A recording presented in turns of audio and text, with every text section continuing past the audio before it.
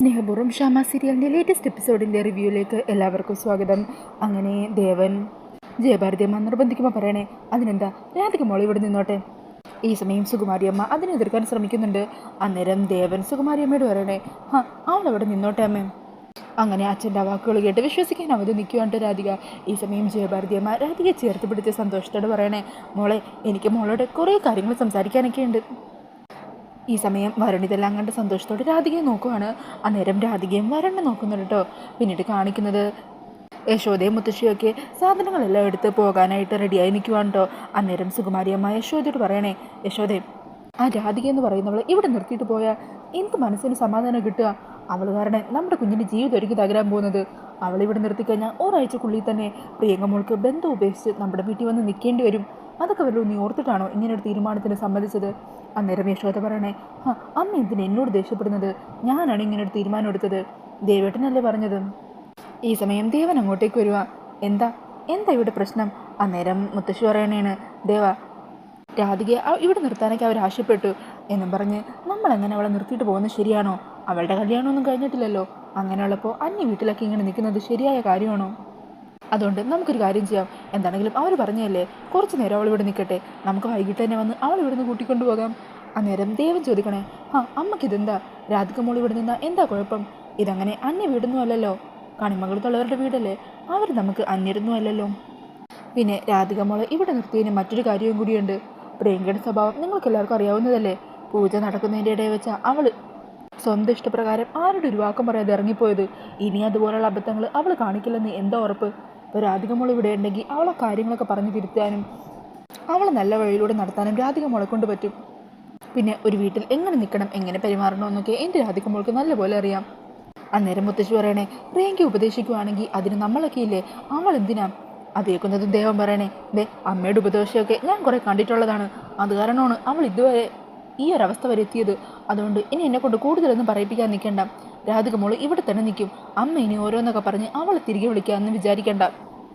അങ്ങനെ പറഞ്ഞ് ദേവൻ അവരെയും കൂട്ടി അവിടെ നിന്നും പോകുവാണ്. പിന്നീട് കാണിക്കുന്നത് രാത്രിയിൽ കണിമംഗലത്ത് ബാഗും തൂക്കി എവിടെയാ ഉറങ്ങേണ്ടതെന്നറിയാതെ നിൽക്കുന്ന രാധികേനെയാണ് കേട്ടോ. ഈ സമയം ഉർവശി താഴത്തേക്ക് വരുമായിരിക്കും. അങ്ങനെ ഉർവശി രാധികയോട് ചോദിക്കണേ, എന്താ ഇങ്ങനെ നിൽക്കുന്നത്?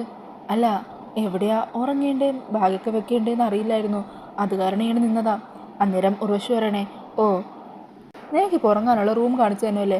എൻ്റെ കൂടെ വാ, ഞാൻ കാണിച്ചു തരാം. അങ്ങനെ പറഞ്ഞ് രാധികയും കൂട്ടി അടുക്കളയിൽ എത്തുവാണ് കേട്ടോ. എന്നിട്ട് പറയണേ, ഇവിടെ എവിടെയെങ്കിലും പായ വിരിച്ച് കിടന്നോ, സാധനങ്ങളും ആ സൈഡിൽ എവിടെയെങ്കിലും വെച്ചാൽ മതി. അന്നേരം രാധിക ചുറ്റും നോക്കിയിട്ട് ചോദിക്കണേ, അല്ല ഇവിടെയോ? അതെ. എന്താ സപ്രപഞ്ച കെട്ടിൽ കിട്ടിയാലേ കിടക്കുള്ളൂന്ന് പറ്റുമുണ്ടോ? അങ്ങനെയായിരുന്നോ നീ നിൻ്റെ വീട്ടിൽ കിടന്നിരുന്നത്? അന്നേരം രാധിക പറയണേ, എനിക്കിവിടെ കിടക്കുന്നതിനുകൊണ്ട് ബുദ്ധിമുട്ടൊന്നുമില്ല. എന്നാൽ ശരി, ഇവിടെ കിടന്നും ഉറങ്ങിക്കോ. ഇതേ സമയം രാധികയും കൂട്ടി ഉർവശി എങ്ങോട്ടാ പോയെന്നറിയാനായിട്ട് പ്രിയങ്കയും പിന്നാലെ ചെല്ലുന്നുണ്ടാവും. അങ്ങനെ ഈ കാഴ്ചയൊക്കെ കണ്ട് സന്തോഷത്തോടു കൂടി നിൽക്കുവാണ്ടോ പ്രിയങ്ക. ഈ സമയം ഉർവശി പുറത്തേക്ക് വരുമ്പോൾ അവിടെ നിൽക്കുന്ന പ്രിയങ്കയെ കണ്ടിട്ട് ചോദിക്കണേ, അല്ല എന്താ നിൻ്റെ ചേച്ചിക്ക് നല്ല മുറി കൊടുക്കാത്ത കാരണം നിനക്ക് എന്തെങ്കിലും പരിഭവം മറ്റോ ഉണ്ടോ? അന്നേരം പ്രിയങ്ക പറയണേ, എനിക്കൊരു കുഴപ്പമില്ല, അതെല്ലാം ചെറിയമ്മയുടെ ഇഷ്ടം. ഓരോരുത്തരെയും ഇങ്ങനെ ട്രീറ്റ് ചെയ്യണമെന്നും എങ്ങനെ പെരുമാറണമെന്നൊക്കെ ചെറിയമ്മക്ക് നല്ലപോലെ അറിയാമല്ലോ. ഞാനിതിലൊന്നും ഇടപെടാൻ വരുന്നില്ലേ? അത് കേട്ട് ചിരിച്ചുകൊണ്ട് ഉർവശി അവിടെ നിന്നും പോകുകയാണ് കേട്ടോ. ഈ സമയം പ്രിയങ്ക പറയണേ, അവിടെ കിടക്കട്ടെ, കിടന്ന് അനുഭവിക്കട്ടെ, എന്നിട്ട് നാളെ തന്നെ ഇവിടെ നിന്ന് പൊക്കോളും. അങ്ങനെ പറഞ്ഞ് പ്രിയങ്കയും അവിടെ നിന്നും പോകുവാണ്. പിന്നീട് കാണിക്കുന്നത് റൂമിലിരുന്ന് സംസാരിക്കുന്ന പരമേശ്വരനെയും പത്മിനിനെയാണ് കേട്ടോ. അന്നേരം പരമേശ്വരൻ ചോദിക്കുവാണ്, അല്ല ആ കുട്ടിക്ക് കിടക്കാനും മറ്റുമുള്ള സൗകര്യങ്ങളൊക്കെ ഒരുക്കി കൊടുത്തിട്ടുണ്ടോ? അന്നേരം പത്മിനി പറയണേ, റൂമും മറ്റും കാണിച്ചു കൊടുക്കാനായിട്ട് ഉർവശിയോട് ഞാൻ പറഞ്ഞിട്ടുണ്ടായിരുന്നു. ഈ സമയം പരമേശ്വരൻ ചോദിക്കണേ, എന്നാലും അമ്മ എന്തിനാ ആ കുട്ടിയെ ഈ വീട്ടിൽ നിർത്തണമെന്ന് പറഞ്ഞ് വാശി പിടിച്ചത്? അത് വേണ്ടായിരുന്നു. അന്നേരം പത്മിനി ചോദിക്കുക, അല്ല അതെന്താ ഇപ്പോൾ ഇങ്ങനെ പറയാൻ? ആ കുട്ടി നല്ലൊരു കുട്ടിയല്ലേ, എനിക്ക് ആ കുട്ടിയുടെ സ്വഭാവം വലിയ ഇഷ്ടമാണ്. ഞങ്ങൾ തമ്മിൽ കുറേ നേരം ഇപ്പോൾ സംസാരിച്ചു. കാര്യങ്ങളൊക്കെ എത്ര വ്യക്തതയോടെയാണെന്ന് പറയുന്നത്. നല്ല പക്വതയോടെയുള്ള പെരുമാറ്റവും സംസാരവും ഒക്കെയാണ് അവളുടെ. കേട്ടിരുന്നു പോകും ഇങ്ങനെ. അല്ല നിങ്ങളെന്താ അങ്ങനെ പറയാൻ കാരണം? അന്നേരം പരമേശ്വരൻ പറയണേ, മറ്റൊന്നുമല്ല, ഇവിടെ കൽപ്പനയുടെയും ഉർവശിയുടെയൊക്കെ സ്വഭാവങ്ങൾ അറിയാവുന്നതല്ലേ. നമുക്ക് ഈ വീട്ടിലുള്ളവർക്ക് അവരുടെ കാര്യങ്ങളൊക്കെ അറിയാം. വെറുതെ മറ്റുള്ളവർക്ക് മുമ്പിലും അവരുടെ ദുർമുഖമൊന്നും കാണിപ്പിക്കണ്ടല്ലോ എന്ന് വിചാരിച്ചു. അതുമാത്രമല്ല, ഈ വീട്ടിൽ അവരുടെ പെരുമാറ്റമൊക്കെ എങ്ങനെയാണെന്ന് രാധിക ചെന്ന് ആറ്റുവാശ്ശേരിയിൽ തിരുമേനിയോടും മറ്റുള്ളവരോടും പറയില്ലേ. അപ്പോൾ അവർക്കും ഈ കാര്യങ്ങളൊക്കെ അറിയുമ്പോൾ കൂടുതൽ സങ്കടമില്ലേ. അതുകൊണ്ടാണ്. അതുമാത്രമല്ല, രാധിക വിവാഹം കഴിയാത്തൊരു പെൺകുട്ടിയല്ലേ. ഇതുപോലെ അന്യ വീട്ടിലൊക്കെ വന്നിരിക്കുമ്പോൾ ആ കുട്ടിക്കും ചിലപ്പോൾ ചെറിയൊരു ബുദ്ധിമുട്ടുണ്ടെങ്കിലോ. പെൺകുട്ടികൾ ഏറ്റവും കൂടുതൽ സുരക്ഷിതത്തോടെ ജീവിക്കുന്നത് അവരുടെ അച്ഛൻ്റെ അമ്മയുടെ ഒപ്പമല്ലേ. അതും കൂടി കൊണ്ടാണ് ഞാൻ അങ്ങനെ പറഞ്ഞത്. എന്താണെങ്കിലും 2 ദിവസം എന്താണെങ്കിലും ആ കുട്ടി ഇവിടെ തന്നെ നിൽക്കട്ടെ. അതിനുശേഷം താൻ തന്നെ ആ കുട്ടിയെ വീട്ടിൽ കൊണ്ടുവന്നാക്കണം. അതുവരെ ആ കുട്ടിക്ക് ഒരു കുറവും വരാനും പാടില്ല. ഈ സമയം പത്മിനി പറയണേ, ഓ അതായിരുന്നോ, അത് ഞാൻ വേണ്ട പോലെ തന്നെ ചെയ്തോളാം. സത്യം പറയാലോ, രാധികമോൾ മരുമകളായിട്ട് കയറുന്ന വീട്ടുകാർ ഭാഗ്യം ചെയ്തവരാ. അത്രയ്ക്ക് നല്ല സ്വഭാവം അവളുടേത്. അന്നേരം പരമേശ്വരൻ പറയണേ, ആ അമ്പാടിയിലുള്ളവരുടെ ഭാഗ്യം. അത് കേൾക്കുന്നതും പത്മിനി ചോദിക്കണേ, അമ്പാടിയിലുള്ളവരോ, അതെന്താ അങ്ങനെ പറഞ്ഞത്? അല്ല, ആ കുട്ടിയല്ലേ പറഞ്ഞത് ആ കുട്ടിയുടെ കഴുത്തി താലിയിട്ടത് സാക്ഷാൽ ഭഗവാൻ കൃഷ്ണനാണെന്ന്. അപ്പോൾ ആ കുട്ടി കയറി ചെല്ലുന്നത് അമ്പാടിയിലേക്കായിരിക്കില്ലേ? സത്യം പറഞ്ഞാൽ ഇപ്പോഴും എനിക്ക് ആ കുട്ടിയുടെ കാര്യത്തിൽ ഒരു അത്ഭുതം. എന്തുകൊണ്ടാണ് ആ കുട്ടി അങ്ങനെ പറഞ്ഞതെന്ന്. ഭഗവാനിൽ പൂർണ്ണമായും അർപ്പിച്ച് ജീവിക്കുന്നവരൊക്കെ ഉണ്ടല്ലോ. അന്നേരം പത്മിനി പറയണേ, ഓ അത് ശരി, ആർത്തത്തിലാണല്ലേ അപ്പോൾ അങ്ങനെ പറഞ്ഞത്. അങ്ങനെ പറഞ്ഞ് രണ്ടാളോട് ചിരിച്ചുകൊണ്ടിരിക്കുകയാണ്. പിന്നീട് കാണിക്കുന്നത് പ്രിയങ്കേനെയാണ് കേട്ടോ. റൂമിൽ പ്രിയങ്ക ഫോണിൽ ശരത്തിനെ പലതവണ ഫോണിൽ വിളിച്ചുകൊണ്ടിരിക്കുകയാണ്. എന്നാൽ ആ നമ്പർ ഇപ്പോൾ നിലവിലില്ല എന്നൊക്കെയാണ് കേട്ടോ പറയുന്നത്. അതൊക്കെ കേട്ടിട്ട് പ്രിയങ്കക്ക് അങ്ങ് ദേഷ്യം തോന്നുവാണ്. പ്രിയങ്ക പറയണേണ്, എടാ ശരത്തെ, എന്നെങ്കിലും നിന്നെ ഞാൻ കണ്ടുപിടിക്കും. അന്ന് ഞാൻ നിൻ്റെ മുമ്പിലെത്തുന്നത് നിന്നേക്കാളും വലിയ ആളായിട്ടായിരിക്കും. അതിനെനിക്ക് പണം ആവശ്യമാണ്. തൽക്കാലം കണക്ക് പറഞ്ഞ് പണം വരണിൻ്റെ കയ്യിൽ നിന്ന് വാങ്ങിയത് കാരണം ഇനിയൊന്നും ചോദിക്കാൻ പറ്റില്ല. അതുകൊണ്ട് സ്നേഹം കൊണ്ട് വേണം വരണിനെ കീഴ്പ്പെടുത്താനായിട്ട്. വരണിൻ്റെ ഉത്തമ ഭാര്യയായിട്ട് അഭിനയിക്കണം. അങ്ങനെ പറഞ്ഞ് പ്ലാൻ ചെയ്തുകൊണ്ട് നിൽക്കുകയാണ് പ്രിയങ്ക. പിന്നീട് കാണിക്കുന്നത് അടുക്കളയിൽ കിടന്നുറങ്ങുന്ന രാധികനെയാണ് കേട്ടോ. ഈ സമയം വരുൺ രാധികയുടെ അരികിലെത്തുവാണ്. അടുക്കളയിൽ നിലത്തിങ്ങനെ രാധിക ഉറങ്ങുന്നത് കാണുമ്പോൾ വരുൺ വല്ലാതെ സങ്കടവുമാണ്. ഈ സമയം രാധികയുടെ തലയിലൂടെ വരുൺ ഇങ്ങനെ പതിയെ തലോടുന്നുണ്ട്. എന്നിട്ട് രാധികയുടെ ഷോൾ കൊണ്ട് രാധികയെ പുതപ്പിക്കുവാണ്. പെട്ടെന്ന് എണീക്കുന്ന രാധിക വരുണിനെ കാണുന്നതും പേടിച്ച് ഒച്ച വെക്കാൻ തുടങ്ങുമായിരിക്കും. അന്നേരം വരുൺ ബഹളമൊന്നും വെക്കാതിരിക്കാനായിട്ട് രാധികയുടെ വായിങ്ങനെ പൊത്തിപ്പിടിക്കുക. എടോ ഒച്ച വെക്കല്ലേ, ഇത് ഞാനാ. എന്നിട്ട് കൈമാറ്റുവാണ് കേട്ടോ. അന്നേരം രാധിക ചോദിക്കണേ, വരുൺ എന്തിനാ ഇങ്ങോട്ട് വന്നത്? ആരെങ്കിലും കണ്ടാലോ? ആരും കാണില്ല. ഞാൻ എൻ്റെ വീട്ടിലുള്ളവരോടൊക്കെ സത്യം പറയാനായിട്ടുള്ള ഒരു നല്ല മുഹൂർത്തം കാത്തിരിക്കുകയാണ്. അത് കഴിഞ്ഞാൽ പിന്നെ നമ്മളെല്ലാവർക്കും മുമ്പിൽ ഭാര്യയും ഭർത്താവുക, നമ്മുടെ ജീവിതം തുടങ്ങാൻ പോകുക നമ്മൾ. അത് കേൾക്കുന്നതും രാധിക പറയണേ, ഇല്ല, വരുൺ താലി കെട്ടിയതൊക്കെ പ്രിയങ്കയല്ലേ? അപ്പോൾ വരുണിൻ്റെ ഭാര്യ പ്രിയങ്കയാണ്. അത് കേൾക്കുന്നതും വരുൺ പറയണേ, ദേ ഈ പഴകിപ്പോയ കള്ളം വീണ്ടും വീണ്ടും പറയാൻ താൻ ശ്രമിക്കരുത്. തൻ്റെ കഴുത്തിലാണ് ഞാൻ താലി കെട്ടത്. തൻ്റെ ഈ കൈയാണ് ഞാൻ ചേർത്ത് പിടിച്ചതും.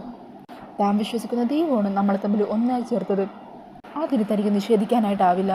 അന്നേരം രാധിക പറയണേ, പക്ഷെ വരുൺ, എനിക്ക് എൻ്റെ അനിയത്തെ ഒരിക്കലും വേദനിപ്പിക്കാനായിട്ട് പറ്റില്ല. അവളുടെ ജീവിതം നശിപ്പിക്കാനായിട്ട് എന്നെക്കൊണ്ടാവില്ല. അന്നേരം വരുൺ പറയണേ, എടോ തൻ്റെ അനിയത്തിക്ക് എൻ്റെ ഒപ്പം ജീവിക്കാനുള്ള ആഗ്രഹം. അവൾക്ക് വേണ്ടത് പണമാണ്. അവൾ ചോദിച്ച പണം ഞാൻ അവൾക്ക് കൊടുത്തതുമാണ്. അതിൻ്റെ ഭാഗമായിട്ട് അവൾ ഈ വീട്ടിൽ നിന്ന് ഇറങ്ങിപ്പോയത്. പക്ഷെ അവളിപ്പോൾ വീണ്ടും തിരിച്ചു വന്നു. അതിനുള്ള അവളുടെ ലക്ഷ്യം വീണ്ടും കൂടുതൽ വിലപേശി പണം വാങ്ങുക എന്നുള്ളതാണ്. അവൾ എന്താവശ്യപ്പെട്ടാലും ഞാൻ കൊടുക്കും. അതൊക്കെ നമ്മൾ രണ്ടുപേരും തമ്മിൽ ഒന്നിച്ച് ജീവിക്കുന്നതിൻ്റെ ഭാഗമായിട്ട് ഞാൻ കരുതുന്നുള്ളൂ. അതിനുവേണ്ടി അവൾക്ക് എത്ര പണം ഇനിയും കൊടുക്കേണ്ടി വന്നാലും ഞാൻ കൊടുക്കും. എനിക്ക് താനില്ലാതെ ജീവിക്കാൻ പറ്റില്ല രാധികയെ. അങ്ങനെ പറഞ്ഞ് രാധികയുടെ കൈ പിടിക്കുവാണ്. ഈ സമയം രാധിക വീണ്ടും വരുൺ എന്ന് പറഞ്ഞ് എന്തോ പറയാൻ തുടങ്ങുമായിരിക്കും. അന്നേരം വരുൺ രാധികയുടെ ചുണ്ടിലിങ്ങനെ വിരൽ വെക്കുവാണ്. എന്നിട്ട് 2 കൈകളും രാധികയുടെ കവിളിലിങ്ങനെ ചേർത്ത് പിടിക്കുവാണ് കേട്ടോ. രാധികയുടെ അടുത്തേക്ക് ഇങ്ങനെ ചെന്നുകൊണ്ടിരിക്കുമായിരിക്കും. പെട്ടെന്നാണ് പ്രിയങ്ക വാതിൽ വന്ന് മുട്ടുന്നത് അവർ രണ്ടാളും കേൾക്കുന്നത്. അത് കേട്ട് രണ്ടുപേരും ഞെട്ടിപ്പോകുവാണ്. വരുൺ, ഒന്ന് വേഗം ഇവിടുന്ന് പോ, അവൾ കാണരുത്. അങ്ങനെ വരുൺ പിന്നെ അമ്പുറത്തെ വാതിൽ തുറന്ന് അതിൽ നിന്നും പുറത്തിറങ്ങി സ്റ്റെപ്പിൻ്റെ അടുപ്പ് വിളിച്ച് നിൽക്കുവാണ് കേട്ടോ. ഈ സമയം പ്രിയങ്കയാണെങ്കിൽ ഡോർ തുറന്ന് അകത്തേക്ക് വരുമ്പോൾ രാധിക അവിടെ താഴത്തിങ്ങനെ കിടന്നുറങ്ങുന്നതായിരിക്കും കേട്ടോ കാണുന്നത്. അതുകൊണ്ട് പ്രിയങ്കയ്ക്ക് സന്തോഷമാണ്. ഇവിടെ കിടന്നനുഭവിക്കും, നാളെ ആകുമ്പോൾ തന്നെ എന്നിട്ട് ഇവിടുന്ന് കെട്ടും പാണ്ടും കൊണ്ട് പോയാൽ മതിയായിരുന്നു. അങ്ങനെ പറഞ്ഞ് പ്രിയങ്ക വാതിൽ അടച്ചിട്ട് അവിടെ നിന്നും പോകുവാണ്. ഈ സമയം വരുൺ ഡോർ തുറന്ന് വീണ്ടും രാധികയുടെ അരികിലേക്ക് എത്തുവാണ് കേട്ടോ. എന്നിട്ട് രാധികയുടെ കവിളുകളിൽ വീണ്ടും ചേർത്ത് പിടിച്ച് നെറ്റിയിലും കൊടുക്കുവാണ്. എന്നിട്ട് പറയുക, ഐ ലവ് യു പൊണ്ടാട്ടി. അത് കേട്ട് അന്തം വിട്ട് നിൽക്കുവാണ് കേട്ടോ രാധിക. അങ്ങനെ പറഞ്ഞ് വരുൺ അവിടെ നിന്നും പോകുവാണ്. ഈ സമയവും ഞെട്ടിൽ മാറാതെ നടന്നതൊന്നും വിശ്വസിക്കാനാവാതെ അവിടെ ഇരിക്കുവാണ് രാധിക.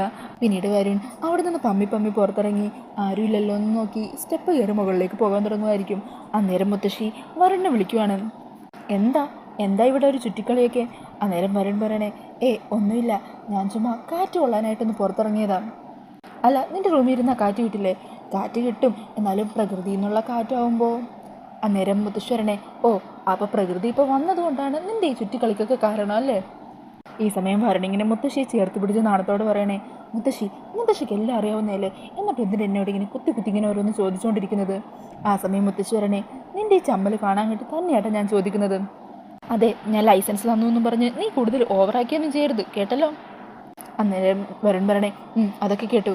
അല്ല മുത്തശ്ശി, രാധികയെ നമ്മുടെ വീട്ടിൽ ഗസ്റ്റായിട്ടല്ലേ ഇപ്പോൾ താമസിക്കുന്നത്. അങ്ങനെയുള്ള ഗസ്റ്റിന് ഇങ്ങനൊരു റൂമാണോ കൊടുക്കുന്നത്? അല്ല, റൂമിനിപ്പോൾ എന്താ കുഴപ്പം? അവൾക്ക് ഗസ്റ്റ് റൂം കൊടുക്കാനായിട്ട് ഞാൻ ഉർവശിയെ ഏൽപ്പിച്ചതാണല്ലോ. എന്നിട്ട് എന്തു പറ്റി? ആ സമയം വരുൺ പറയണേ, രാധിക ഇപ്പോൾ കിടക്കുന്നത് അടുക്കളയിൽ ആ തറയില. ആ കാഴ്ച കണ്ട് എനിക്ക് സഹിക്കാൻ പറ്റിയില്ല. നീ സത്യമാണോ പറയുന്നത്? അതെ, മുത്തശ്ശിയുടെ സ്ഥാനത്ത് ഞാനായിരുന്നെങ്കിൽ ഇതിപ്പോൾ വലിയ പ്രശ്നം തന്നെ ആക്കിയാനേ. അന്നേരം വരുണിനോട് പറയണേണ്, നീ സമാധാനപ്പെട്, നീ ഇപ്പോൾ പ്രശ്നമൊന്നും ഉണ്ടാക്കാൻ നിൽക്കണ്ട. അതിൻ്റെ കാര്യത്തിൽ ഞാനൊരു തീരുമാനം എടുത്തോളാം. ഇവിടെ മറ്റുള്ളവർക്ക് മുമ്പിൽ രാധിക വെറും ഒരു ഗസ്റ്റ് മാത്രമായിരിക്കും. പക്ഷേ എനിക്കങ്ങനെയല്ല. അവൾ എൻ്റെ ചെക്കൻ്റെ പെണ്ണല്ലേ. രാധികക്ക് ഇനി ഒരിക്കലും നിന്നെ വിട്ടു പോകാനാവില്ല. നിനക്ക് വേണ്ടി ആ പൂജകളെല്ലാം മുഴുവൻ മനസ്സോടെ ചെയ്തത് അവളാണ്. അവളുടെ ആ പൂജയിൽ ഭഗവാൻ പ്രസാദിക്കുകയും ചെയ്തിട്ടുണ്ട്. നിങ്ങൾ തമ്മിൽ ഒന്നിപ്പിച്ചത് സാക്ഷാൽ ഭഗവാൻ തന്നെയാണ്. ആ ഭഗവാൻ ഞങ്ങൾ ഒരിക്കലും വേർപിരിക്കില്ല. എന്താണെങ്കിലും അവളുടെ കിടപ്പറയുടെ കാര്യമല്ലേ, അത് നമുക്ക് ശരിയാക്കാം. നീ വാ. അങ്ങനെ പറഞ്ഞ് വരുണിനെയും കുട്ടി പ്രിയങ്കൻ്റെ റൂമിലേക്ക് ചെല്ലുവാണ് കേട്ടോ. എന്നിട്ട് ഡോറി തട്ടി പ്രിയങ്കയെ വിളിക്കുവാണ്. ഈ സമയം പ്രിയങ്ക പുറത്തേക്ക് വരുവാ. എന്താ മുത്തശ്ശി? അന്നേരം മുത്തശ്ശി പറയണേ, അല്ല, രാധിക മോൾ എവിടെയാണ് കിടക്കുന്നത്? ചേച്ചി അവിടെ ചെറിയ റൂമിൽ കിടപ്പുണ്ട്. എവിടെ? അടുക്കളയിലോ? അവിടെയാണോ രാധികയോട് കിടക്കാൻ ഞാൻ പറഞ്ഞത്? അവൾക്കുള്ള മുറിയൊരുക്കാൻ ഗസ്റ്റ് റൂം ഒരുക്കാനല്ലേ ഞാൻ പറഞ്ഞു വിട്ടത്. അന്നേരം പ്രിയങ്ക പറയണേ, അത് പിന്നെ ചെറിയമ്മ അങ്ങനെയാണ് ചെയ്തത്. എനിക്ക് പിന്നെ ചെറിയമ്മയുടെ തീരുമാനത്തെ എതിർക്കാനും പറ്റിയില്ല. അന്നേരം മുത്തശ്ശി പറയണേ, അങ്ങനെ അങ്ങ് പറഞ്ഞു തീരുമോ? നിൻ്റെ ചേച്ചിയല്ലേ അത്. നീ ഒരു കാര്യം ചെയ്യ്, ഗസ്റ്റ് റൂമിൽ ചെന്ന് അവിടുത്തെ റൂമൊക്കെ ശരിയാക്കിയിട്, ബെഡ്ഷീറ്റൊക്കെ വിരിച്ചിട്. എന്നിട്ട് രാധിക മോളെ ഇപ്പം തന്നെ അവിടെ കൊണ്ടുപോയി കിടത്തണം. അന്നേരം പ്രിയങ്ക പറയണേ, അല്ല മുത്തശ്ശി, നാളത്തേക്ക് ശരിയാക്കിയേ പോരെ. ഇന്നിപ്പോൾ എന്താണെങ്കിലും ചേച്ചി അവിടെ കിടന്നില്ലേ.